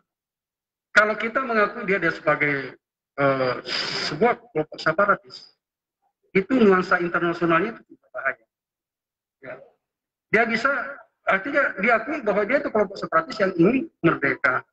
Dukungan internasional itu cukup berbahaya terhadap kelompok-kelompok ini kalau diklasifikasikan masuk dalam kelompok separatis. Ya, bahkan lebih banyak yang cenderung masukkan aja pada kelompok teroris. Cuma persoalannya sekarang banyak tokoh-tokoh di sana, kalau itu dimasukkan itu akan berbahaya dan berdarah-darah. Bisa terjadi sama kejadiannya di Suriah itu, ISIS. Ya, kita tumpas, bahkan bisa saja politik internasional di bawah Amerika Serikat itu dengan politik yang sekarang strike itu langsung bisa juga ikut campur dalam persoalan terorisme di sana kalau itu dimasukkan. Ya, oleh karena itu lebih cenderung saya lihat pemerintah pusat memakai Nah, kalau kelompok terorisme itu menggunakan dengan cara-cara teror dengan bom dan sebagainya. Dan mereka tergabung dalam kelompok seperti GAD ya, yang merun pada pemahaman-pemahaman yang sudah memang dikategorikan sebagai tindakan terorisme yang ada dalam Undang-Undang nomor 5 tahun 2003 tentang pemberantasan tindak pidana terorisme. Terima kasih, itulah penjelasan tadi soal perbedaan yang mendasar yang kemudian dilekatkan oleh negara bahkan terhadap tindakan-tindakan kriminal terhadap tindakan-tindakan kriminal yang dilakukan oleh anak negeri ini. Nah, kita ingin minta tanggapan dari pemerhati sosial soal penjelasan tadi terkait dengan ada perbedaan definisi yang kemudian dikeluarkan oleh negara. Ya, dalam hal ini negara lebih cenderung memberikan definisi kelompok kriminal yang sewaktu-waktu bisa ditindak ya dengan berjatuhnya korban jiwa bahkan oleh aparatur negara kita sendiri. Dan juga soal penindakan hukum sebagaimana yang sempat dikorek di awal tadi, dipantik di awal tadi soal keadilan dan sebagainya. Nah, melihat perbedaan ini, apa tanggapan dari pemerhati sosial? Bagaimana soal sosiologinya? Bagaimana bentuk perhatian kita dalam hal ini negara terhadap tindakan-tindakan seperti itu, dan ada perbedaan pelabelan terhadap tindakan yang sama. Mungkin bisa lebih ini lagi, waktunya mungkin cukup 3 menit. Ya, terima kasih. Tadi kan saya sudah sampaikan di awal bahwa salah satu dampak, salah satu faktor internal yang menyebabkan faktor eksternal itu bisa masuk menghancurkan kekerabatan kita karena tidak adanya soliditas. Tidak adanya soliditas itu faktornya banyak. Bisa jadi itu karena faktor ketidakadilan ekonomi dan ketidakadilan sosial.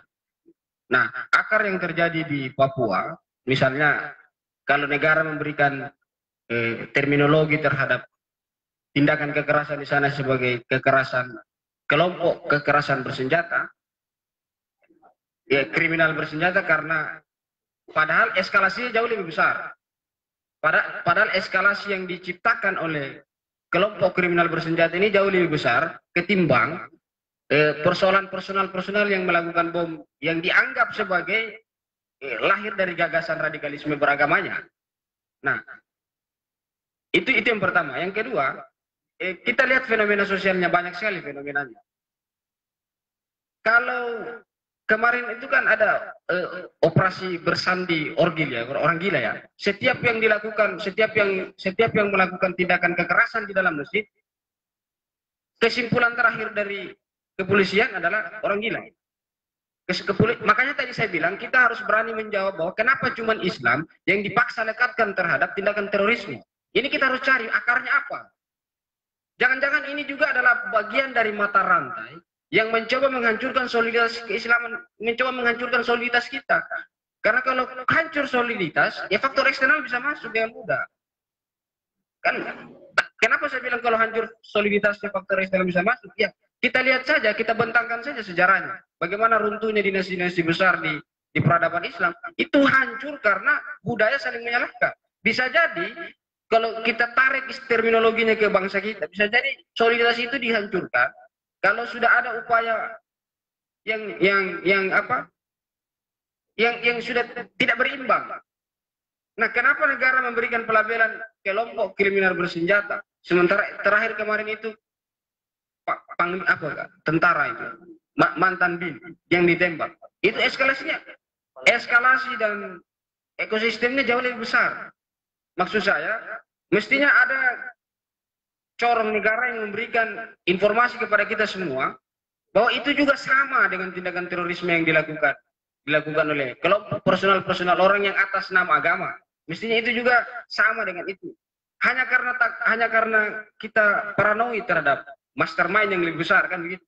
Karena ini tidak bisa dilepaskan dari langgam politik yang besar, sama kayak dulu di masa lalu gitu. DITI itu kan tidak bisa muncul dan lahir kalau tidak ada anasir politiknya. Pasti ada di belakang anasir politik yang bermain di belakang. Sehingga ini bisa jadi itu karena persoalan distribusi kekuasaan yang tidak merata. Nah, makanya kita perlu lacak akar persoalan KKB itu apa, dan akar persoalan sehingga menjadi terorisme itu apa. Kita sudah sepakat tadi bahwa semua agama mengajarkan cinta damai, cinta kasih, rahmatan lil alamin, apalagi Islam. Kan kita mengganggu sebagai agama Islam. Nah, kalaupun ada yang sampai mengaplikasikan ekstremisme, itu faktornya apa? Tidak tunggal faktornya pasti. Kalau kita langsung menganggap bahwa ini karena persoalan cara beragamanya yang ekstremis, tunggu dulu. Ini tidak tunggal persoalannya. Bisa jadi faktor ekonomi dan sosialnya juga harus diperhatikan. Makanya harusnya ada calon negara yang memberikan informasi untuk mengedukasi semua orang agar orang tidak berlarut-larut memberikan pelabelan terhadap Islam. Karena setiap apa-apa yang terjadi Islam yang menjadi korban, kan begitu. Nah, sementara banyak juga kasus kriminal yang dilakukan oleh orang yang bukan Islam, tapi tidak begitu pelabelannya. Nah, saya kira begitu saja. Terima kasih. Ya, itu tadi yang dijabarkan sedikit dari segi dari persoalan sosialnya, dari persoalan sosiologi terhadap pelabelan terhadap tindakan yang sama. Kita ingin ke aktivis nasionalis, ingin tanggapannya terkait dengan penyampaian yang disampaikan tadi bahwa mungkin bukan satu faktor tunggal saja bahwa tindakan dilakukan itu karena faktor keyakinan, faktor ideologis dan sebagainya. Nah, kita ingin berangkat juga bahwa apakah yang dilakukan oleh kelompok kriminal bersenjata di Papua sana bukankah berangkat dari faktor ideologis juga? Bukankah berangkat dari pemikiran juga? Bahwa ada pemikiran yang ingin menang, ingin merdeka dan sebagainya. Dan kemudian terkait dengan pelabelan yang dilakukan oleh negara. Tanggapan dari aktivis nasionalis terhadap pernyataan yang dikemukakan tadi, kemudian ada perbedaan pelabelan dan sebenarnya ini apa yang terjadi? Nah, kalau kita merujuk pada yang disampaikan oleh Bidang Humas Polda Sulsel tadi bahwa kita lebih khawatir ketika ada ini sangat politis dan akan masuk dunia internasional. Sedangkan kita ketahui bersama juga bahwa ternyata terorisme ini juga sampai ke dunia internasional, bahkan dari Suriah misalnya, dari Timur Tengah misalnya, dan ini keluar dari dunia internasional juga. Apakah kita tidak khawatir dengan hal yang sama? Ini mungkin lebih tepatnya dijawab oleh aktivis nasionalis, kenapa ada perbedaan pelabelan dan kenapa ada ya semacam diskriminasi yang dilakukan oleh negara dalam hal ini terhadap anak bangsa yang sama. Mungkin seperti itu bisa dijawab. Ya, terima kasih. Jadi begini, tentang bahwa radikalisme itu bukan istilah agama, terorisme bukan istilah agama. Kalau kita mengkaji agama, teologi, itu ada ilmu kalam. Ilmu kalam itu dibagi ada kalam klasik dan kalam jadid atau kalam mutakhir. Toleransi, radikalisme, ekstremisme beragama itu masuk di kalam jadid atau kalam baru. Jadi bagaimana ulama-ulama kita itu mengkaji Al-Quran, itu yang konteks dengan zaman, itu disebut kalam jadid. Kalau kalam klasik kan kita lihat Jabariyah, Qadariyah, Murjiah, yang tadi Khawarij dan lain sebagainya. Jadi itu istilah-istilah yang memang baru muncul sehingga para ulama kemudian mengaitkan dengan agama. Tentang bahwa ada pelabelan yang berbeda, satu disebut KKP, satu disebut teroris, sebenarnya tidak masalah dengan istilah. Ada orang yang mencuri ayam disebut pencuri, ada yang mencuri uang negara pajak disebut koruptor. Hakikatnya sama-sama mencuri. Begitu juga tentang KKP dan terorisme, sama-sama merusak dan mereka itu musuh negara. Jadi tidak usah persoalkan di masalah istilah. Tentang bahwa umat Islam merasa, misalnya dari adinda saya tadi, Rais mengatakan bahwa Islam seolah dikorbankan. Sebenarnya tidak. Ini karena memang di masyarakat kita tidak bisa pesan. Kalau kita dalam ilmu sosiologi agama, di Kang Jalal itu pernah bahas tadi misalnya, adinda kutip Kang Jalal membahas tentang Islam sebagai isme, Islam sebagai agama, dan Islam sebagai Islamisme. Jadi tentang bahwa ada tindakan-tindakan teroris atas nama agama dan kebetulan agamanya Islam, itu disebut Islamisme. Paham tentang Islam yang sangat ekstrim. Seperti itu. Jadi tentang bahwa dia berbuat seperti itu karena ideologi atau perintah agama yang dia yakininya, iya. Dia meyakini itu perbuatan yang sangat tinggi, mendapatkan pahalanya surga dan 72 bidadari dan lain sebagainya. Untung tadi dari pembicara kita dari LBH tadi itu, beliau masuk pesantren dan kemudian hilang doktrin-doktrin sebelum-sebelumnya. Karena memang dalam penelitian, banyak kampus-kampus Muslim, misalnya kayak UIN, saya dari UIN kemarin, UIN Alumni Makassar, dan misalnya kampus negeri, itu kalau orang-orang yang masuk kajian-kajian kelompok-kelompok tanda petik radikalis, itu kebanyakan di kampus-kampus negeri, orang-orang yang tamat SMA bukan dari latar belakang agama, dia bukan dari pesantren dan sebagainya. Orang-orang begini yang gampang dipengaruhi. Tapi kalau orang itu dia dari latar belakang agama, dari pesantren, susah sekali dia dimasuki istilah-istilah begitu. Jadi tentang persoalan istilah itu tidak ada masalah. Karena misalnya kita lihat tindakan tegas yang dilakukan oleh negara juga sama. Tadi sore saya nonton berita, kelompok KKP itu diserang oleh TNI dan Brimob, Polri dalam hari ini, dan 9 kan setelah mereka menyerang almarhum yang meninggal dari BIN itu kemudian mereka lari ke markasnya di apa namanya Olensky namanya, markas Olensky. Nah di markas Olensky itu tadi sore diserang oleh militer kita dan 9 orang meninggal, dari Brimob 2 orang kalau tidak salah yang menjadi korban jiwa. Maksud saya tindakan yang dilakukan oleh negara terhadap mereka itu tindakan yang sangat tegas dan itu patut diapresiasi. Kenapa kemudian kasusnya seolah beda? Jadi begini, kelompok-kelompok terorisme dan radikalisme ini transnasional, dia punya gerakan. Bukan hanya di Indonesia, mereka itu tersambung sampai ke kelompok-kelompok Islam transnasional. Tidak seperti ini, kelompok-kelompok yang misalnya kemarin OPM, sekarang kita sebut KKP, kayak begitu. Ini karena tadi mungkin masuk karena persoalan ekonomi, ketidakmerataan pembangunan, ini kemudian mereka ingin melakukan keluar dari Indonesia. Tapi kenapa kita harus menahan atau mempertahankan Papua? Karena Papua ada dulu, kenapa? Kalau Timor Leste itu masuk ke Indonesia, itu hasil perbincangan antara Indonesia sebagai negara, Amerika dan Australia. Kalau tidak salah Portugis masuk atau tidak. Dari pembicaraan itu kemudian diputuskan Timor Leste masuk. Jadi bukan keputusan masyarakat Timor Leste untuk masuk ke negara. Tapi di Papua itu terjadi karena referendum untuk masuk di Indonesia. Sejarahnya itu dari referendum masyarakat Papua untuk pilih masuk di Indonesia atau tidak. Makanya itu kenapa harus dipertahankan itu Papua oleh kelompok-kelompok daki-daki Indonesia. Jadi ada daki-daki umat Islam, ada daki-daki Indonesia. Daki-daki Indonesia itu seperti itu. Gerakan Aceh Merdeka, gerakan Papua Merdeka, itu mereka daki-daki Nusantara. Apa yang menyebabkan hal-hal seperti itu terjadi? Saya sempat membuat bagan tulisan kemarin, itu kurang lebih begini, bahwa solusi, saya langsung saja karena saya lupa di mana saya simpan itu, solusi untuk melawan tindakan-tindakan radikalisme, karena tema kita di sini sentral tentang ekstremisme dan terorisme dalam hal penganut agama, maka yang harus kita lakukan adalah pola keberagamaan yang inklusif, bukan eksklusif. Inklusif itu menerima, terbuka dan menerima ada kebenaran di luar kelompok kita.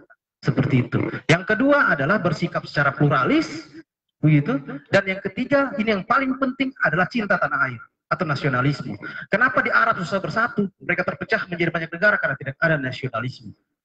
Semangat nasionalisme, semangat cinta tanah air, inilah yang harus terus didengungkan oleh siapapun itu, stakeholder, untuk meyakinkan para pemuda bahwa jika katakanlah bahwa manusia berasal dari tanah yang mana kita lahir? Indonesia. Bahwa kita berwudu, bersuci terus dengan air yang mana? Air yang ada di Nusantara. Cintailah tanah air ini, maka insya Allah begundal-begundal perusak negara, baik dari separatis, baik dari kelompok-kelompok yang berbau agama, itu bisa kita lawan bersama. Terakhir, sebagai penutup dari pernyataan saya ini, benar bahwa Sayyidina Ali itu pernah mengatakan ketika dia menjadi pemimpin, dia mengirim surat kepada seorang gubernur di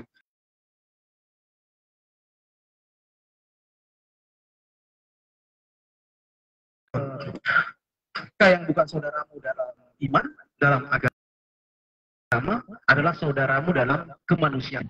Saudara dalam kemanusiaan ini, itu suratnya kepada Malik al-Ashtar, saudara. Itu bahwa kita adalah bukan saudara secara agama, tapi saudara secara kemanusiaan. Inilah yang saya kira harus terus kita dengungkan oleh tokoh-tokoh agama di mimbar-mimbar masjid manapun, di mimbar-mimbar gereja manapun. Ini yang terus didengungkan. Bahwa walaupun kita bukan satu agama, tapi kita sama-sama manusia yang harus saling memuliakan satu sama yang lain. Saya kira itu. Ada tambahan sedikit, mungkin lebih diperjelas lagi soal perbedaan tadi. Dalam tindakan pun berbeda. Dalam hal ini tindakan terhadap kelompok-kelompok kriminal tadi yang kita maksudkan yang terjadi di Papua dan sebagainya. Itu perbedaannya adalah ada eskalasi jumlah personil yang berbeda. Misal ketika ada penangkapan yang di Poso dulu, siapa namanya, teroris Poso itu, Santoso dikirim 3.000 personil Brimob dan sebagainya. Nah ini ada penindakan yang berbeda, ini yang kemudian memunculkan kecemburuan sosial sebagaimana yang disampaikan oleh pemateri tadi. Dan yang kedua soal bom-bom yang terjadi, misal di Serpong, di bom Tamrin dan sebagainya, ketika dilacak dan karena tidak beragama Islam, kemudian ada permohonan maaf bahwa ini bukan dari jaringan terorisme dan sebagainya. Ini tanggapan aktivis nasional sebagaimana?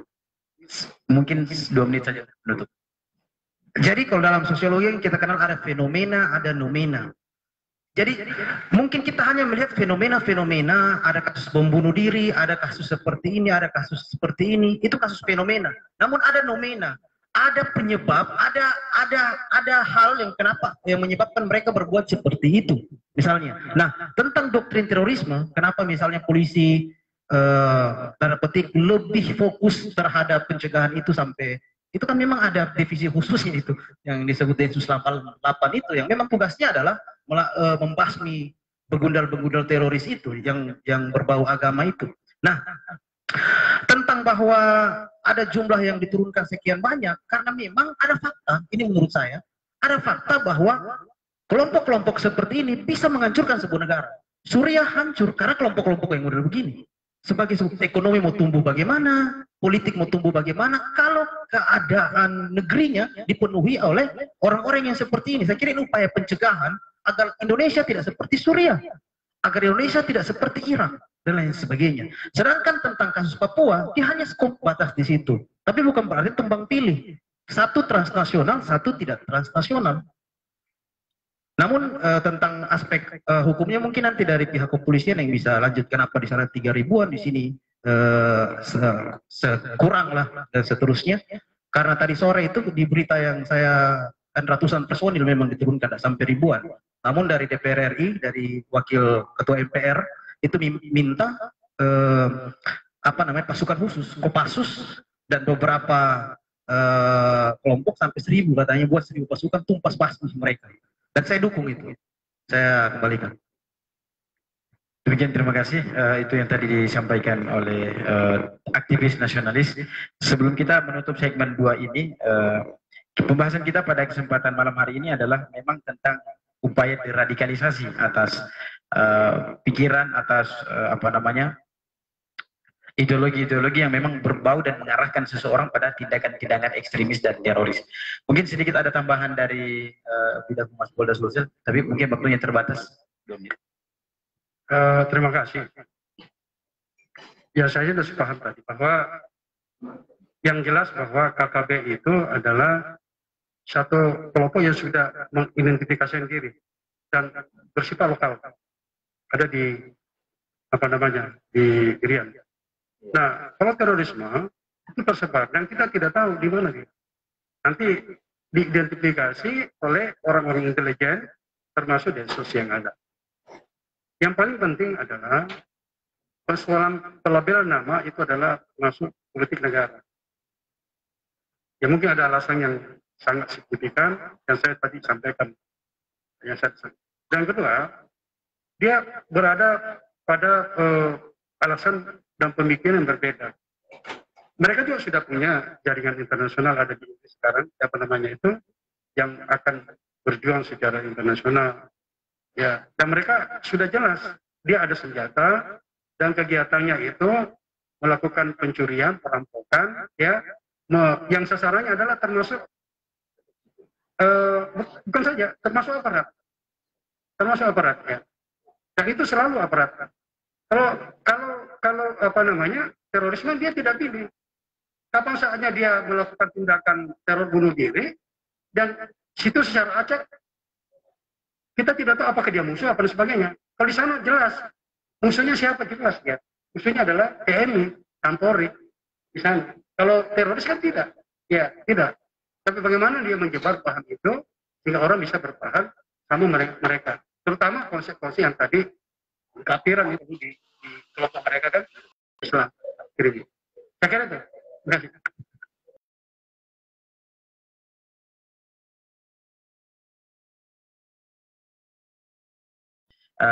dibatasi dari audiens untuk bertanya mengenai materi yang disampaikan tadi dan mungkin dijawab per 2 menit dari satu pertanyaan. Mungkin ada pertanyaan dari audiens atau tidak ada? Audiens gimana? Tidak ada ya? Tidak ada? Oh ya, ada satu.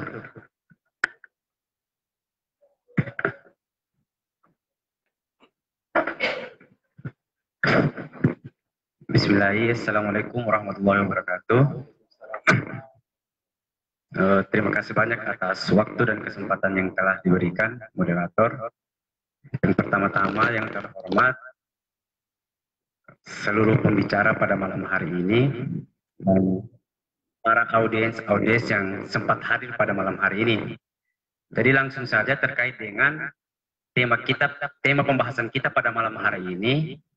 Jadi saya pribadi sangat mengapresiasi terkait dengan pembahasan kita pada malam hari ini. Karena kenapa? Karena pembahasan kita pada malam hari ini itu kita ingin mengetahui bahwa bagaimana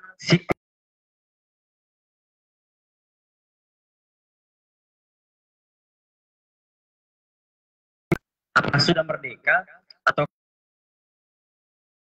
belum? Nyatanya kita hanya merdeka dalam kata, tetapi dalam tindakan dan selainnya kita belum merdeka. Karena kenapa? Karena di negara-negara kita ini itu masih sangat banyak sekali orang-orang yang akan mengungkung pergerakan-pergerakan dalam negara kita. Nah, seperti apa yang kemudian telah dijabarkan oleh beberapa pembicara-pembicara tadi tentang faktor atau indikator yang menyebabkan bahwa ada yang namanya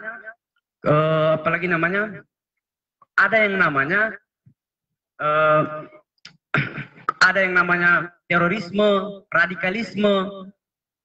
Nah, kalaupun radikalisme, kalaupun terorisme itu terjadi karena faktor-faktor yang seperti yang dijabarkan oleh pembicara tadi tentang faktor-faktor ekonomis, itu saya rasa itu tidak terlalu spesifik. Karena kenapa? Karena kalaupun kita katakan bahwa faktor-faktor ekonomis yang melatar belakangi sehingga bisa terjadi yang namanya koruptor, artinya kalaupun faktor ekonomi yang mengakibatkan, kenapa dia tidak melakukan hal demikian itu kepada dirinya?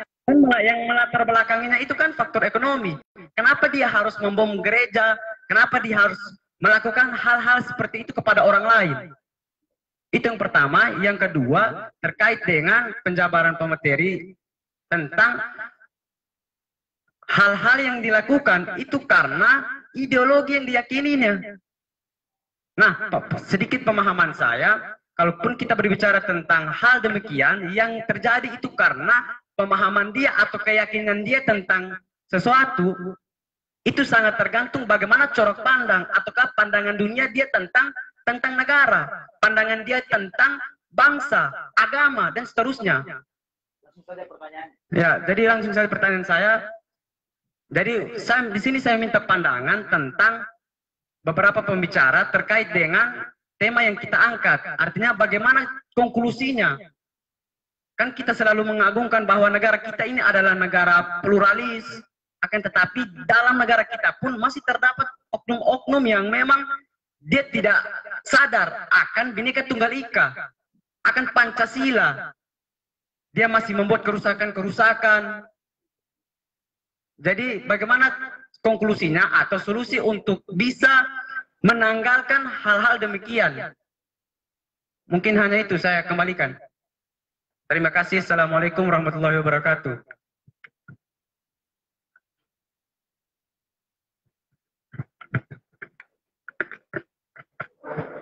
Oke, itu tadi pertanyaan dari audiens. Mungkin kita cukup satu saja pertanyaannya karena kita dibatasi oleh waktu yang mungkin semakin larut. Jangan sampai kita makan sahur di sini. Jadi dibatasi satu pertanyaan dari audiens tadi soal kalau hanya persoalan ekonomi saja, maka tindakan terorisme itu kenapa tidak dilakukan terhadap dirinya sendiri? Karena lebih dianggap lebih afdol mungkin kalau dirinya, karena dia yang merasakan soal ekonomi tadi. Dan yang kedua, apa konklusinya pembahasan kita tentang menyingkap ekstremisme dan radikalisme dan terorisme di tubuh agama, di tubuh penganut agama. Nah, konklusi dan maksud beliau adalah apa yang ya penjelasan yang mungkin substansial terkait dengan pembahasan kita, dan lebih cocok mungkin ini dijawab oleh pemateri kita dari pemerhati sosial Syukur Timur, dan waktunya mungkin maksimal 3 menit. Ya, terima kasih. Saya kan tadi menjelaskan bahwa ekstremisme atau tindakan kekerasan terorisme itu faktor yang menunjang dia tidak tunggal. Bisa saja itu dilatar belakangi oleh faktor internal. Salah satunya itu adalah keyakinan keberagaman dia terhadap sesuatu. Nah, keyakinan keberagaman dia terhadap sesuatu itu biasanya atau termanifestasi dari bisa jadi itu karena faktor ekonomi, faktor ketidakadilan sosial dan lain sebagainya. Kalau dianggap bahwa itu tunggal karena persoalan keyakinan keberagamaannya, kalau diyakini itu sebagai persoalan yang tunggal, ya saya kira, saya kan tadi bilang kita harus kembali mendefinisikan ulang radikalisme itu apa. Dan apa kaitannya kalau dikorelasikan terhadap tindakan kekerasan kriminal terorisme. Apa kaitannya? Sehingga tidak terjadi bias. Jangan sampai orang dilarang untuk berpikir. Nah, sementara radikalisme itu adalah aktivitas berpikir. Cara pandang dia memahami sesuatu. Nah, jangan sampai kita menganggap bahwa radikalisme itu memang ternyata sudah paten bahwa itu terorisme. Nah, yang jadi persoalan adalah kita mematenkan bahwa radikalisme itu teroris. Nah, ini keliru. Kelirunya adalah tidak semua radikalisme itu teroris. Karena radikalisme itu cara berpikir. Itu corak berpikir. Nah, makanya saya bilang, tidak murni dia lahir dari sebuah stereotip tunggal bahwa itu lahir dari pemahaman keyakinan keberagamaannya. Bisa jadi ada faktor-faktor lain. Bisa jadi faktor ekonomi, faktor sosial, dan lain sebagainya. Nah, sebagai closing statement saya, bahwa memang terbelahnya kita ini, terbelahnya umat dalam menyikapi soal ini bukan barang baru. Ada yang pro dan ada yang kontra, itu bukan baru. Dan kita sudah berjalan lama terhadap hal ini.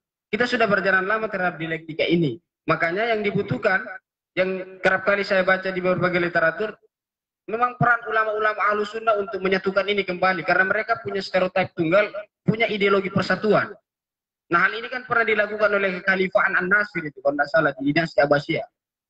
Mereka menyatukan, mendayung di antara dua kutub terbelahnya umat ini. Karena bagi saya secara pribadi ada ketidakseimbangan secara nasional kalau pelabelan itu dipaksa lekatkan terhadap Islam.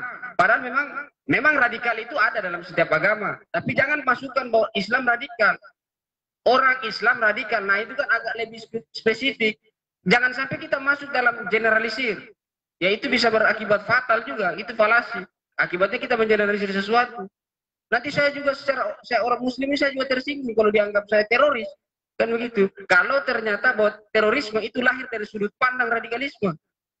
Makanya jangan menganggap bahwa radikalisme itu termanifestasi menjadi teroris. Tidak. Radikalisme itu cara berpikir. Nah, solusinya ialah, yaitu tadi, pikiran terbuka, inklusif. Tawarannya. Kalau Cak Nur menawarkan itu pikiran inklusif, pikiran terbuka, menerima semua sudut pandang orang. Kalau kita menerima semua sudut pandang orang, maka itu niscaya dalam demokrasi, karena ada 3 indikator demokrasi. Ya, kita dilarang untuk melakukan kekerasan. Yang terakhir itu disebut dengan civil society and politik and civil society liberty. Bahwa setiap orang berhak untuk berpendapat, berserikat, dan lain sebagainya.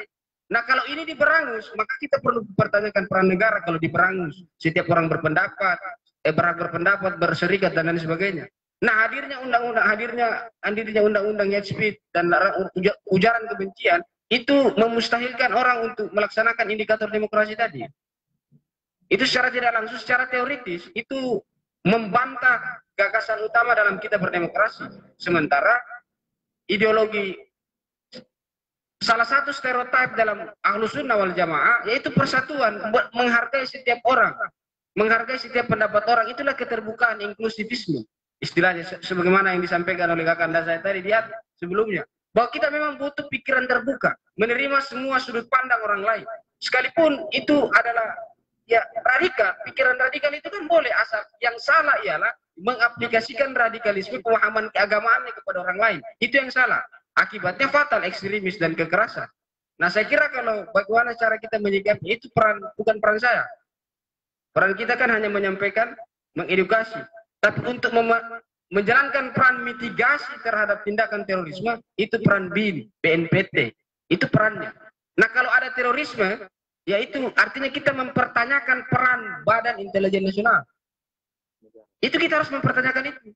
Kalau ada ledakan bom, berarti kita harus mempertanyakan peran mitigasi dari BIN. Saya kira itu saja. Terima kasih. Assalamualaikum warahmatullahi wabarakatuh. Alhamdulillah semua pemateri telah memaparkan materi dan semua audiens mendengarkan ini, dan kita juga live-kan ini di fanpage Bidik News, juga di akun YouTube Bidik TV, sehingga disaksikan juga oleh pemirsa sekalian diskusi kita pada kesempatan malam hari ini. Dari media Bidik News mengucapkan terima kasih yang tak terhingga kepada seluruh pembicara pada kesempatan hari ini. Saya kira berbicara mengenai terorisme ini membutuhkan waktu cukup lama dan menguras pikiran untuk bisa menjabarkan satu persatu dan mengartikan setiap kata yang keluar dari jabaran-jabaran pemikiran tadi. Sehingga kita mestinya tidak memiliki waktu yang cukup untuk membahas pada malam hari ini saja. Oleh karenanya kita membutuhkan waktu tambahan di hari-hari yang lain untuk bisa duduk bersama dengan membahas yang lebih santai lagi dengan forum dan audiens yang lebih santai lagi di forum-forum berikutnya. Oleh karenanya beberapa poin yang sempat kami catat pada perbincangan kita pada malam hari ini terkait dengan upaya deradikalisasi dalam prinsip-prinsip keberbangsaan dan kebernegaraan kita, yaitu yang pertama adalah harus berpikiran inklusif, terbuka untuk semua, menerima semua pandangan dan pendapat orang lain, tidak memagari pendapat kita dan membenarkan pendapat kita saja yang benar, tapi juga menerima seluruh pendapat-pendapat orang lain, karena itu adalah hakikat demokrasi. Yang kedua, sekaitan dengan upaya yang dilakukan oleh negara dalam hal ini penegak hukum dalam memberantas tindak pidana terorisme di negara ini, ya karena itu merupakan kewenangan yang termanifestasikan dalam undang-undang juga yang dilakukan sebagaimana yang disebutkan tadi dari bidang Humas Polda Sulsel, bahwa mereka melakukan itu dengan berdasarkan undang-undang yang berlaku. Dan adapun terhadap beberapa person-person tadi, ya karena seluruh tindakannya atau seluruh kehidupannya sudah terpantau sejak lama, dan itu yang kemudian menjadi dasar mereka kemudian diciduk, diambil dan sebagainya. Nah, hanya saja terakhir itu adalah catatan, ya tentunya kita sama-sama menginginkan seluruh peran elemen bangsa dalam hal ini, ya masyarakat secara umum maupun organisasi-organisasi tertentu, baik NGO maupun organisasi-organisasi plat merah dalam hal ini negara, untuk menjadikan isu ini sebagai salah satu yang menjadi tanggung jawab bersama, sehingga hal ini tidak membias, bahkan tidak berpengaruh pada politik internasional yang berpengaruh pada kekacauan negara kita. Oleh karenanya, sekali lagi Bidik mengucapkan terima kasih yang tak terhingga kepada Bang Dul, kepada Bang Siswa, kepada Bang Ragen dan Bang Rais atas kehadiran pada malam hari ini. Semoga kita bisa bertemu lagi di momen-momen berikutnya dengan pembahasan yang berbeda atau pembahasan yang sama dengan sudut pandang yang berbeda lagi. Demikian, Assalamualaikum warahmatullahi wabarakatuh dan terima kasih banyak.